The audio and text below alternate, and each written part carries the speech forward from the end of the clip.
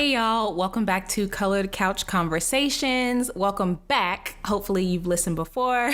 This is a podcast where I have intimate conversations with women of color on my couch. Today we will discuss Kanye and Trader Jose. We'll also give advice on how to handle heartbreak in the Keep It Real corner at the end of the episode, like we always do. I'm your host, Jasmine W. And my guest today is an actress, comedian, and writer with a social media presence on BuzzFeed and Me Too. She's working on a variety of YouTube channels and podcasts and is currently a character regular on Fidelia on the Jenny Lorenzo YouTube channel. Danny can be caught doing live improv, stand-up comedy, and storytelling all over the LA area and in pandemic times doing on live shows like all other comedians are doing. You can find Danny on Instagram at Danny Coqui. That's DANICOQUI on Instagram. Hey, Danny. Hey, I'm so happy you said Coqui properly.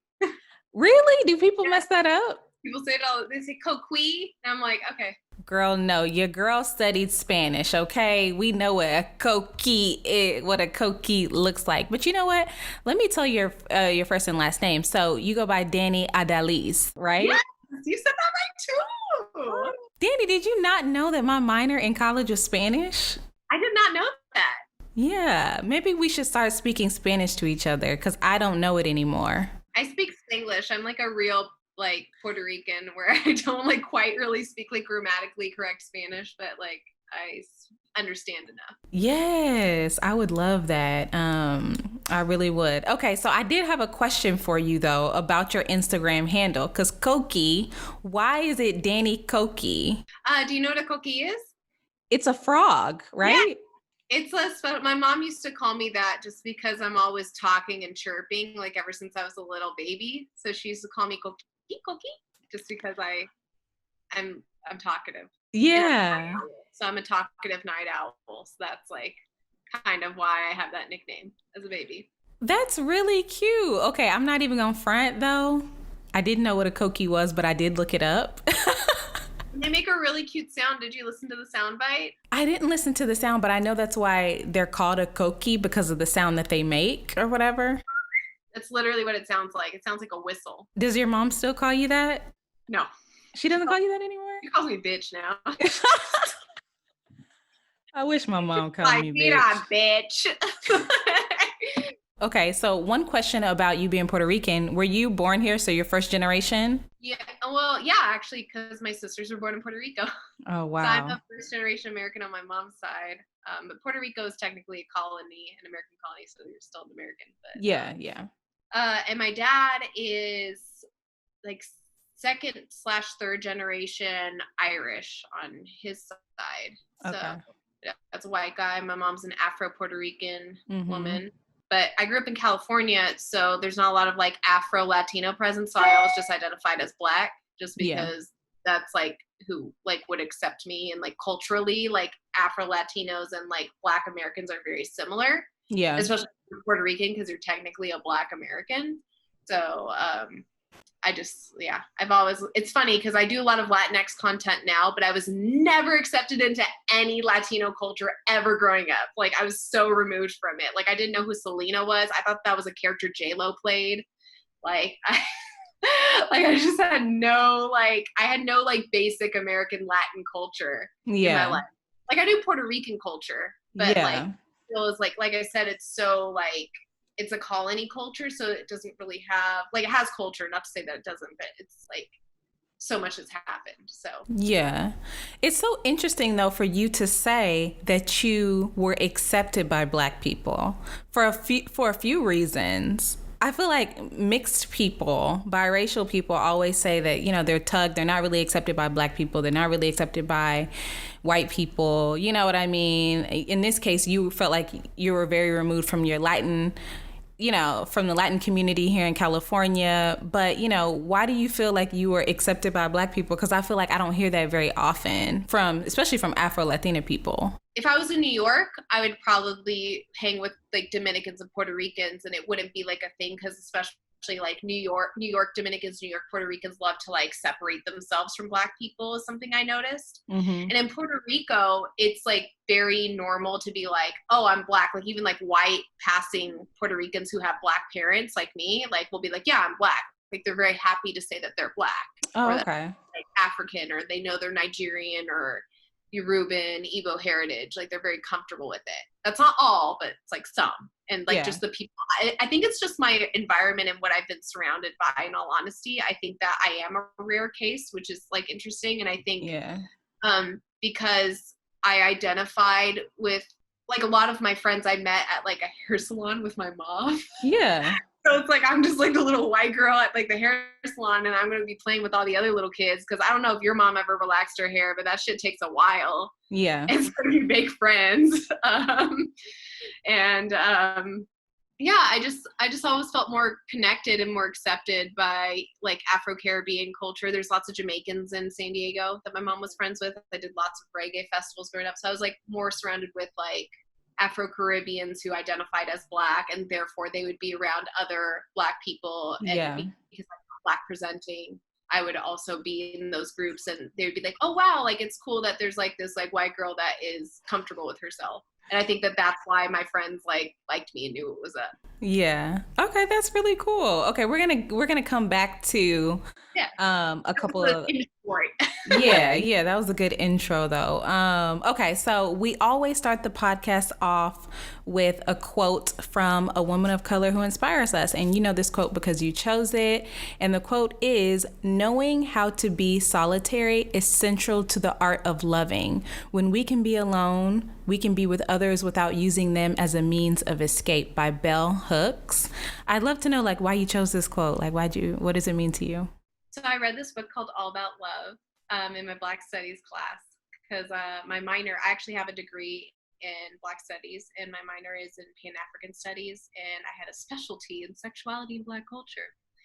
So that sounds like a class I need to take, girl. No, okay, anyway. So well, in my sexuality and Black culture class, like we're given like a couple authors to like choose from. Some picked Toni Morrison. I chose Bell Hooks. I love how Bell Hooks writes about love. I'm somebody who loves love. It's funny that we're going to do love advice, because like I'm always giving love advice to my friends, because I'm so open to it and I'm so vulnerable, and I'm just so willing to like put myself out there in friendship and in love. So I think the reason why I chose that quote is because I'm super codependent, and I'm aware of that. And when I read that quote as like a 22-year-old in an abusive relationship that was like physically and emotionally abusive, I was like, this is like what's going to help me get out of this relationship. And that was the quote that helped me like come into, I guess, like my just coming out of that adolescence and into my young adulthood, like pre-25, before you get your frontal lobes and all that shit. So yeah, it was very life-changing for me to like see that. And wow. A number of other quotes too that are sort of within the same vein about like love and like how to respect yourself and respect your space. And I feel like that quote is very much about respecting your space and holding space for yourself. Yeah. I know you said the quote helped you like break free from that relationship and that codependency, right? But how? You know, like, do you... Easily influenced despite being an Aquarius. No, not super easily. If something makes sense to me, I like to think of myself as an intuitive, like, perceptive person. Some would call me judgmental. I call myself perceptive. Okay, same. Okay. But I feel like I'm kind of like agnostic / atheist, but like I do kind of like see things as like signs, as lack of a better word. And I felt like that quote at that time when I was reading through a chapter of All About Love, and I forget the title of the chapter, but it was, I think, like halfway through the book, I saw that quote and I was like, oh, that makes sense. Cause like I hate being alone. Like I have this fear of being alone. I have abandonment issues. Like all stuff we don't really need to get into, because like, you know, everyone has their set of trauma, but mine has a lot to do with like abandonment. And I think that I tend to find people who also have those issues, but they sort of like manifest themselves in the way like where they don't really have access to themselves. Another quote I also like, and I don't know who said it, but it's make sure you're coming from a place of fulfillment instead of lack. And I felt like that was like similar to that quote. It's like, is this fulfilling me or is this because I'm lacking something? Yeah. It's so good. Like, I think sometimes people look at quotes and they don't realize how valuable quotes can be. You know what I mean? Because this is a quote you said that you were 22, and look how relative it is. Yeah.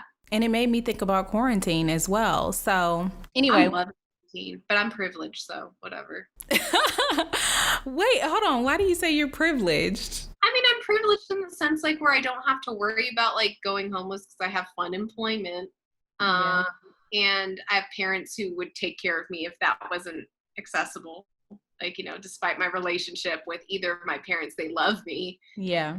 Their love is controlling, but they love me. Like, I was raised by an Aries and a Virgo. Like, girl, like. Are they still together? No. Okay. No, they divorced when I was like 4. Okay. And thank God. Okay, y'all, well, we're going to take a quick break. When we come back, I'm going to be asking Danny some random questions, and we're going to keep talking about the things that she's creating. So we're going to take a quick break, and we'll be right back.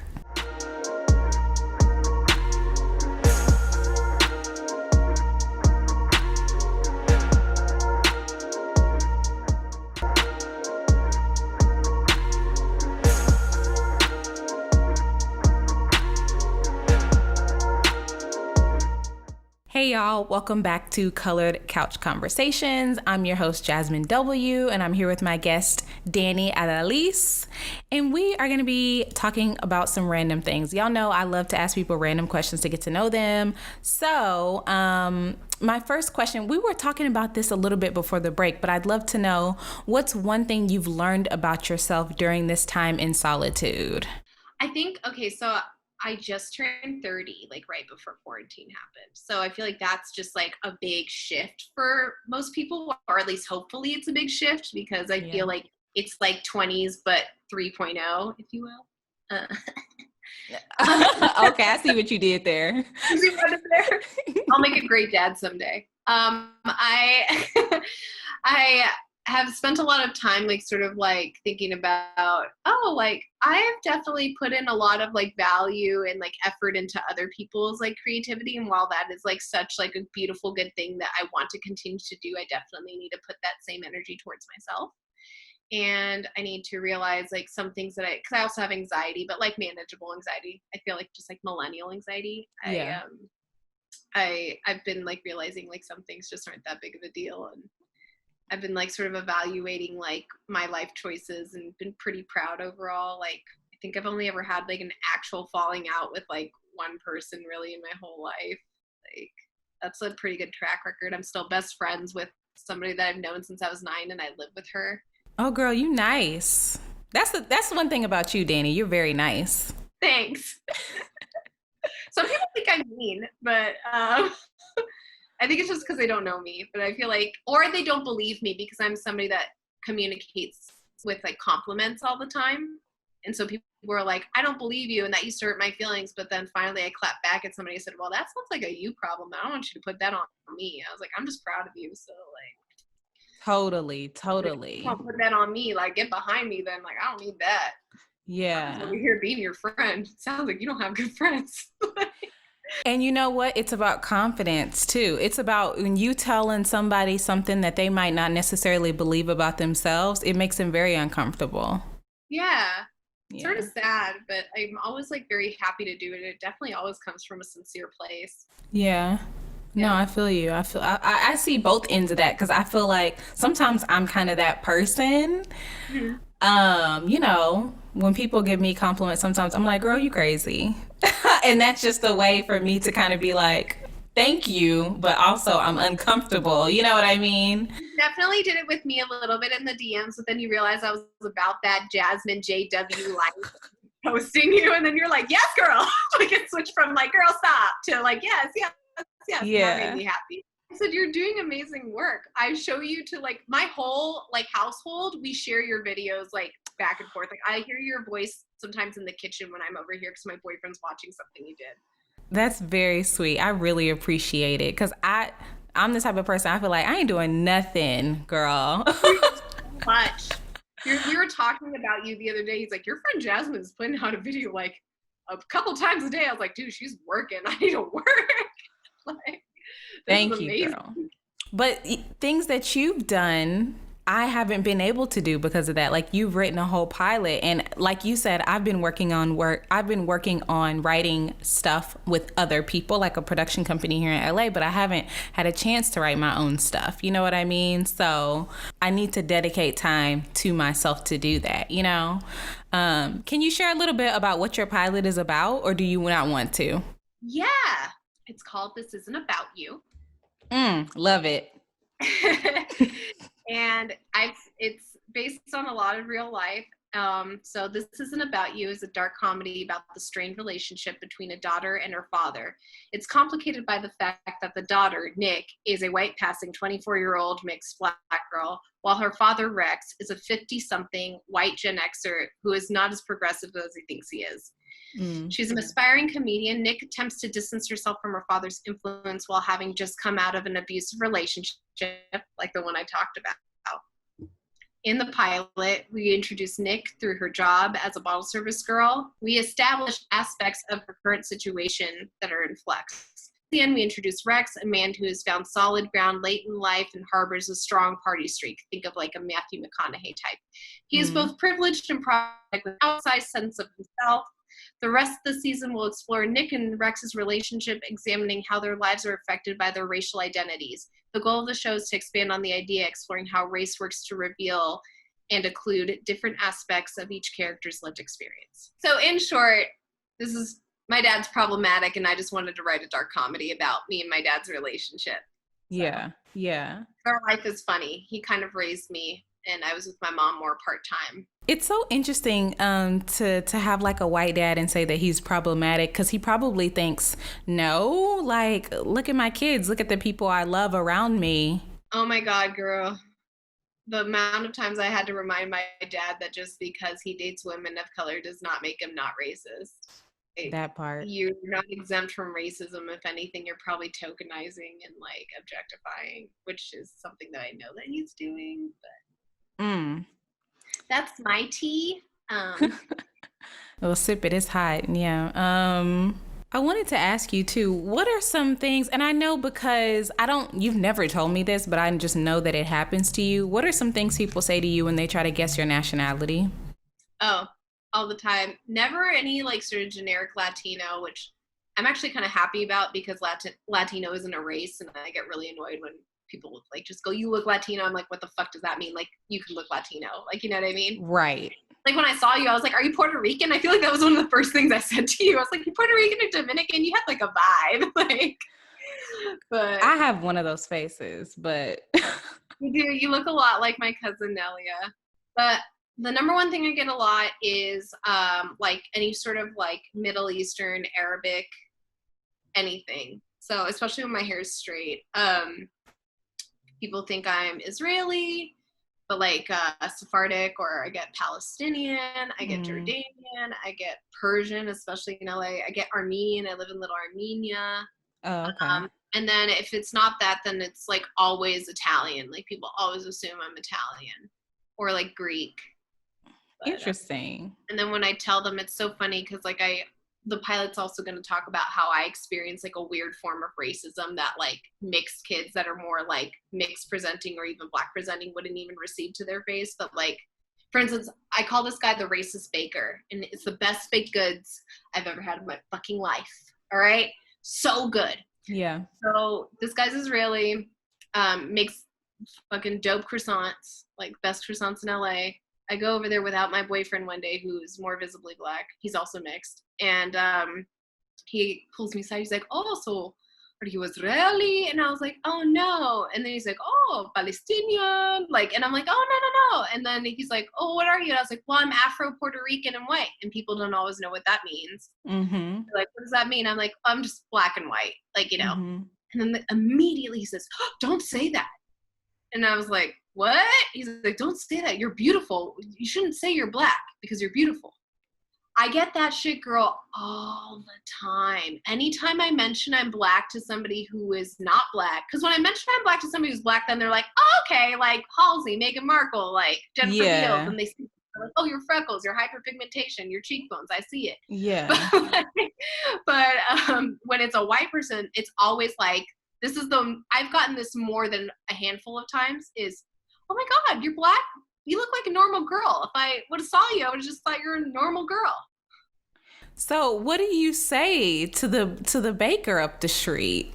Sometimes I have like a whole monologue in my head of like, fuck you, your mom's a hoe, blah, blah, blah. Like I have that in my head, but because it's so like scary for me because like they just let me know that if I was a Black person, they would openly like hurt me or disrespect me. So there's like this like weird part of myself that I think just like protects myself and just stays silent. And it's just like, thank you.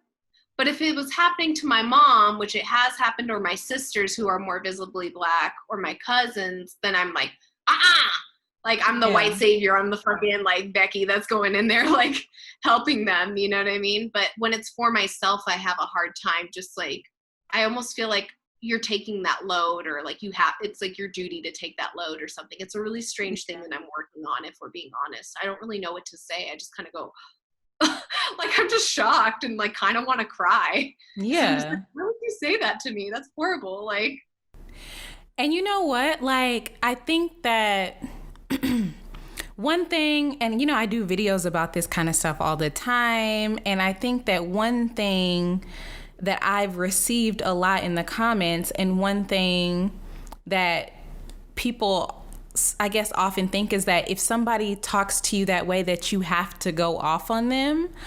But me working in corporate America and having to restrain what I want to say has actually taught me a lot of lessons around getting people together without doing that. So, you know, I would, you know, unsolicited advice here, but I would challenge you to say whatever you're feeling. If you feel like, wow, that's pretty mean, why would you say that?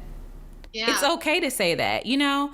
If you're thinking, well, actually, Black women are so beautiful, I'm so glad that you can't see that, then say that, you know what I mean? So I think it's very powerful to be raw in how we feel instead of acting the way people think we should be acting, which I get comments about this all the time on my channel, like, you should have done this, or you should have, why didn't you, or I would have gone off. It's like, not me, you know?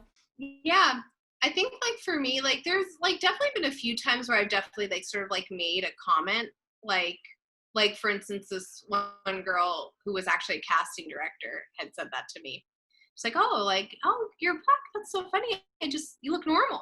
You look normal. Like I always get iterations of you look normal. Yeah. And I was like, oh, what's normal? Like I just blurt it out, but then like you don't get called back because like you clapped back, right? Which is fine. I don't want to work for that bitch anyway. But like I'm like, I mean, if we're being real. Yeah. But I think there's been like a few times, especially in my younger years, like when I was more feisty and I was on my hotep. Okay. I really was, though. I wasn't like Dr. Sebi level, but I was definitely like, you know what? But girl, let me tell you something. That's me now. I was like, you know what? I'm gonna tell you what time it is. But the hour is 4:38 p.m. But I definitely used to be a little bit more like, oh, tell me more about that. That's interesting when you say that, you know? Yeah. So like I said, it's easier to advocate for someone else. Like if we were in a coffee shop together and that was said, it would be easier for me to just be like, fuck you, and then go protect my friend, right? Yeah. But when it's me, I just kind of feel like, I think I also feel weird because being mixed the way that I'm mixed, I have a hard time knowing what my role is and where my lane is language-wise and presence-wise. Not to say that I don't deserve to be present or heard or any of those things, but I just think that sometimes if you don't know me, it can come off as insensitive or as if I'm like hijacking something or Rachel Dolezalling something, you know? I totally understand. And, you know, I'm not biracial, so I couldn't put myself in your position. And I also will say that when you're buying baked goods by yourself, there is vulnerability in being alone. Yeah. So that part. But anyway, I say that, people could use language with how they identify. And I don't think that's something that people think about a lot. Like, if you want to say the N-word, how do you identify? If somebody asked you if you were Black, would you say yes? And then that's completely okay. And I've said that to like biracial people that I know too. Because I think never felt compelled. But well, girl, listen, that was one of my first words as a kid. So it's funny because I definitely do iterations of that in Puerto Rico. They're like, hey, negro, negrito. Like everyone, it's like the same sort of thing. Yeah. Like, even white people, which is why some white Puerto Ricans think it's okay to say it. I'm like, I don't think it's okay for you to say that. I mean, I don't know. For me, it depends on how you identify. If you have white Puerto Ricans that you say you grew up when, they identify as Black because their parents, they might have came out fair skinned, but their parents or their grandparents are Black, then I say, okay, you identify as Black. Go, I feel you. Right, but I guess like my main concern is like if someone doesn't know me, like you're looking at me face value, you're like, what is this Egyptian girl yelling about? If you Egyptian, you Black though. Yeah, that's true. That's true. So anyway, we could talk about this all day, but I guess my last random question for you is, I'd love to know if you have a pet peeve, like a major pet peeve, and if you do, what is it? Oh my God, I have several. I think my favorite thing to make fun of, like pet peeve wise, and like my boyfriend always laughs at this, and I actually did a stand up about this. I think I've actually talked to you about this too. It's like, I hate when people don't want to connect because they have walls up, or like they use that term, like, girl, I just have so many walls, like I can't connect with him, or like I'm like, then don't fuck with them. Like if they're not willing to like have a conversation with you, they're fucking childish and they need to get the fuck out of here. Like I'm just like, I don't have time for it, and it annoys me, and I can't hold space for it. Like I don't respect it, and I don't respect somebody like using walls as an excuse to alienate somebody when they're being vulnerable. Like I think that's abusive, and I fucking hate that, and it's something that people just allow. So do you hate it? Let's say if I was your friend and I say, I'm talking to this new guy, and you're like, how's it going? I'm like, he has so many walls up. That annoys you? Yeah, I'd be like, girl, bye. He's emotionally unavailable. Like, you can't. That's dangerous. He's like, what, late 20s, early 30s, and he hasn't figured out himself? Like, that's dangerous for you. He needs to do that on his own, or see a therapist. It doesn't, the walls up to me is like, I don't understand that, because I feel like I don't have enough white friends to even experience that enough. It's very white. It's just like a way to disassociate. And look, I love a good disassociation, but can you just be honest about it? Like, yeah. Like a walls up just feels like an excuse, It's a weird thing, because I think most of my friends just say he ain't shit. We don't say, well, he has walls up, girl. We say, girl, he ain't shit. Let me just keep it, Right. Like I would never use that term, but it's so funny that you say that, because it's always like my white friends that are all saying like, it's just like, he has so many walls. And I'm like, oh. All right, y'all. Well, we're going to take a quick break. And when we come back, we're going to be talking about some trending topics, including Kanye, Meek Mill, and Trader Jose. So let's take a quick break.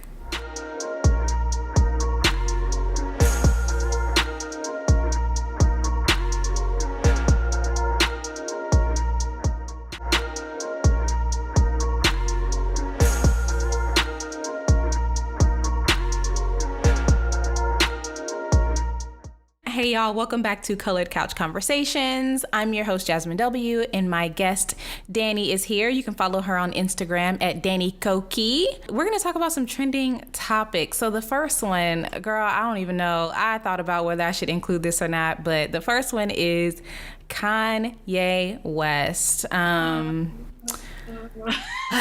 Today's 7/20, okay? So he's been trending for the past 24 hours after his Charleston, South Carolina rally, and I say that in quotations.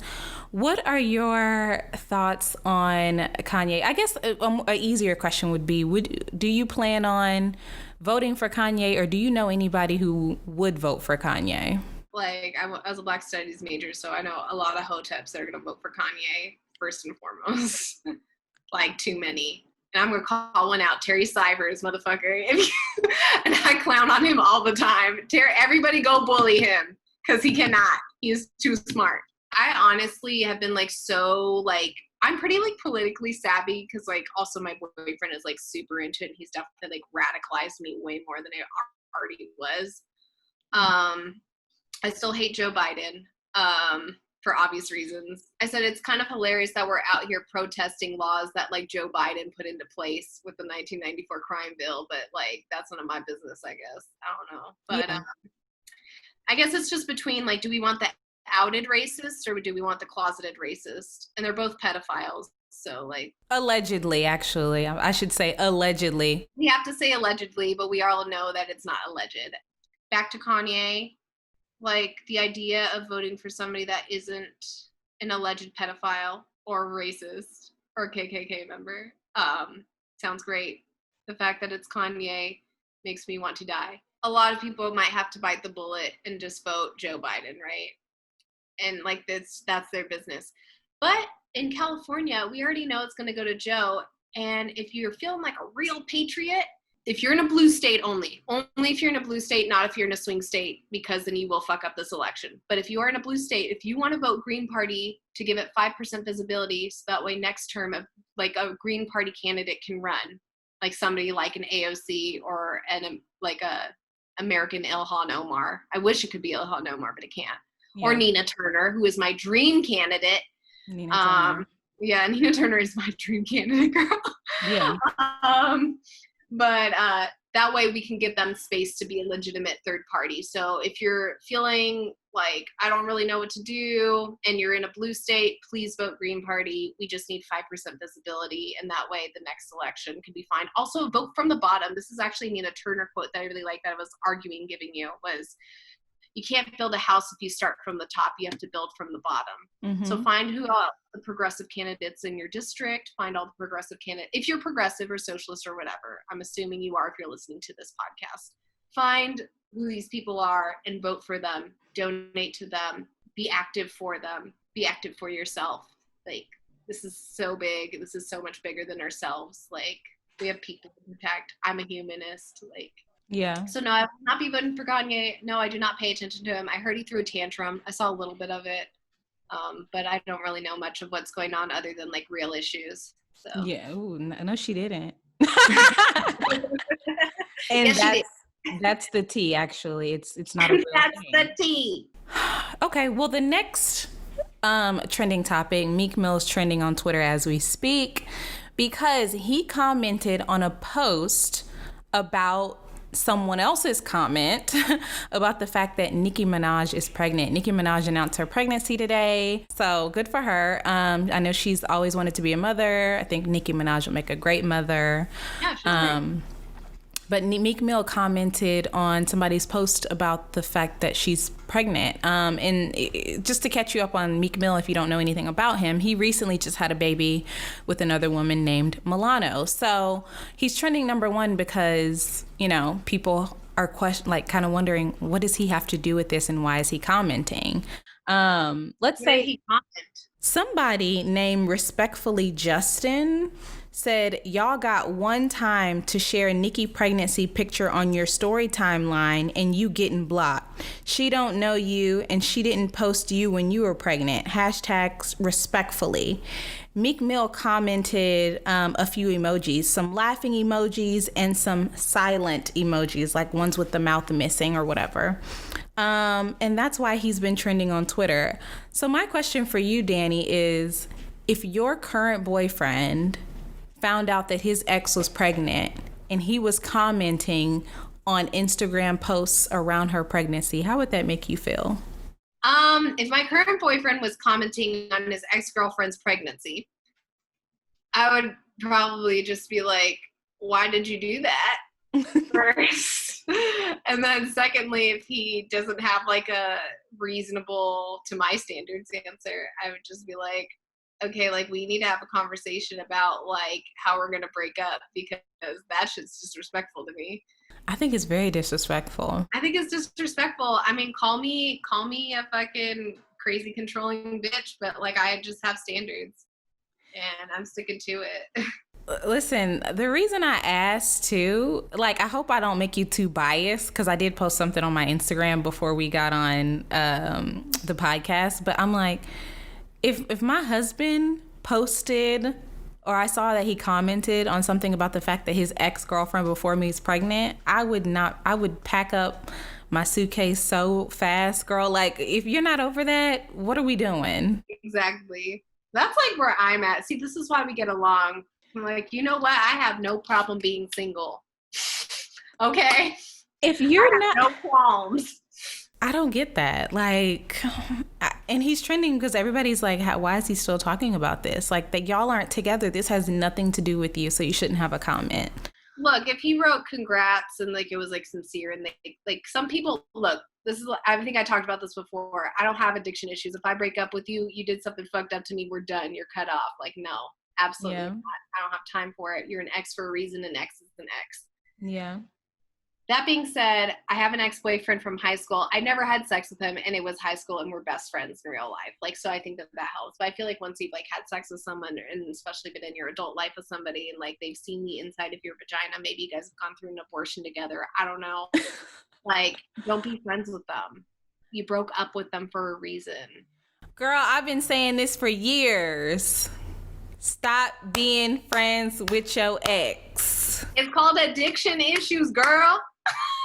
That's addiction. Oh, you addicted to feeling bad about yourself and being in toxic relationships. That's really what that is. At the end of the day, I'm no Esther Perel, but like, fuck. If I don't know something, I don't know something, okay? Wow. And also, on top of that, like, luckily the boyfriend I have now has like zero baggage. I'm his first like adult girlfriend. Like, he's like dated people and like had sex before. Like, obviously he's super fucking hot, but he's a fucking nerd and he's socially awkward. So like, I nabbed him. Like, this is good. And I'll be telling people, like, nerds are where it's at. My husband's a huge nerd. God, they should be friends. We should put them on play dates. And girl, if my husband had friends.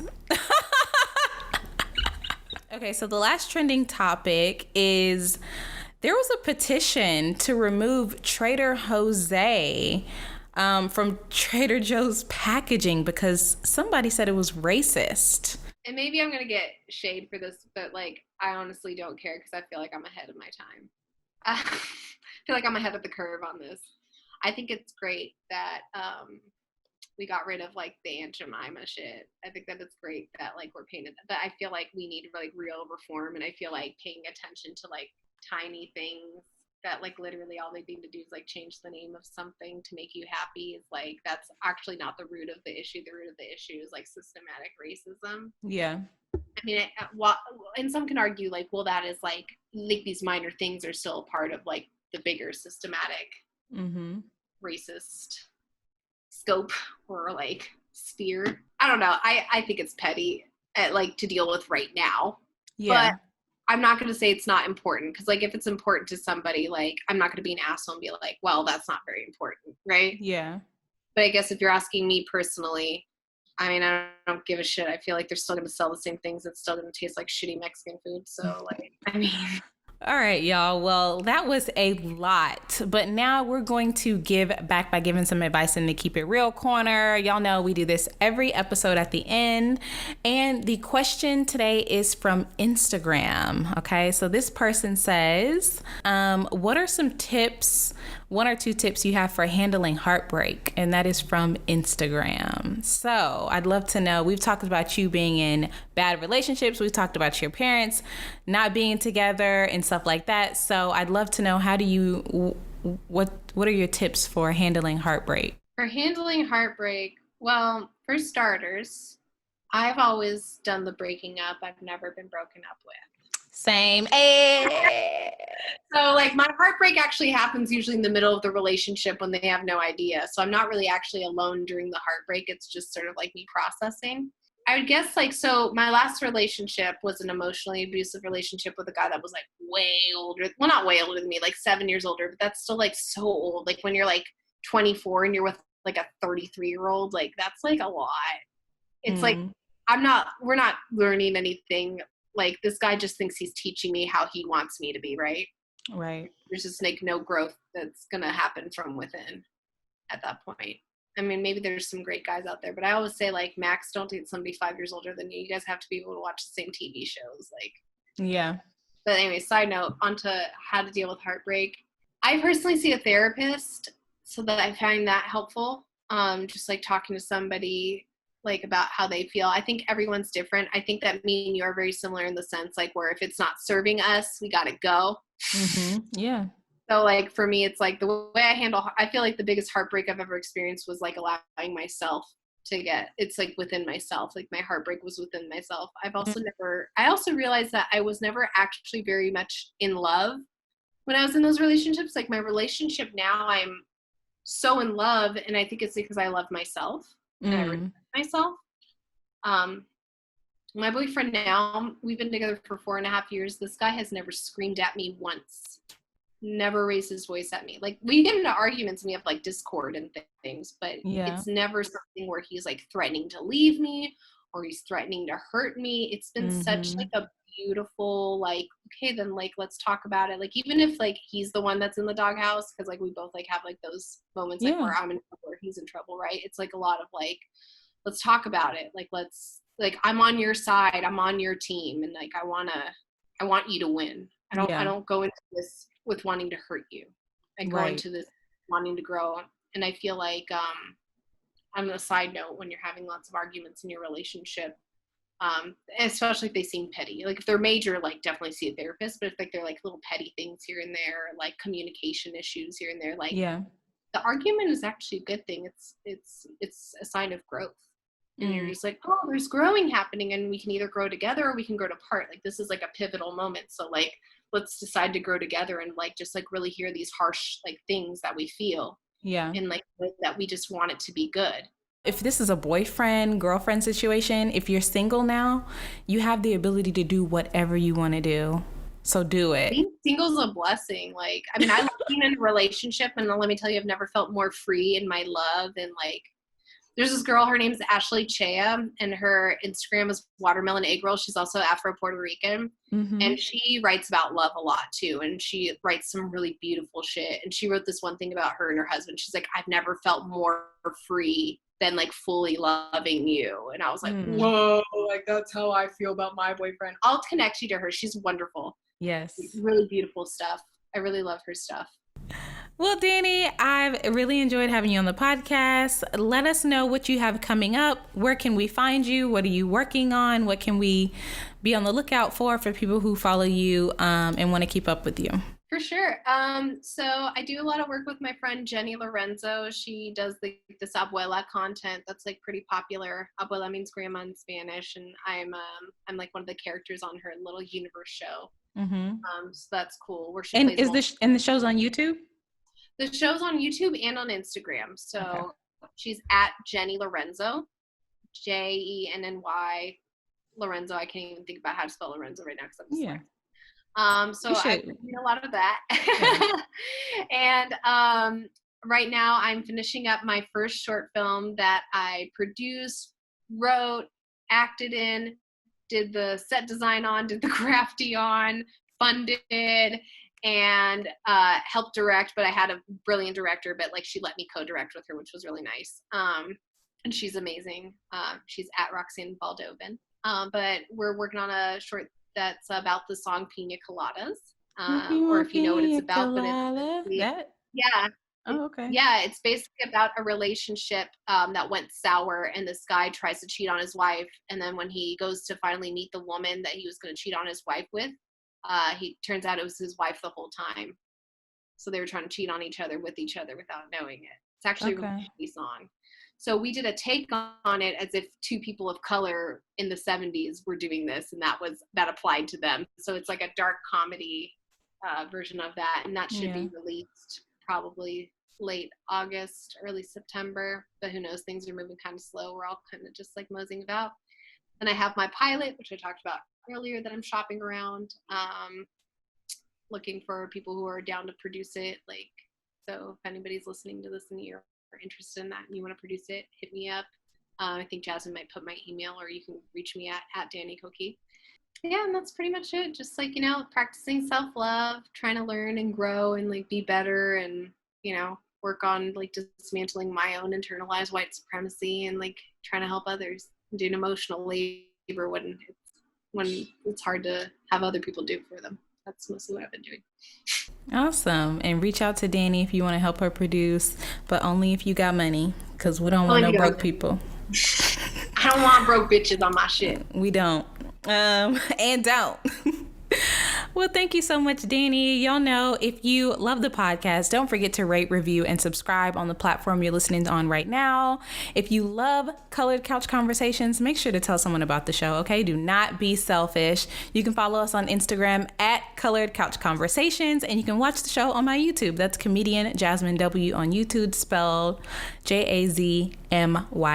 Thanks to my dad. See y'all later. Bye.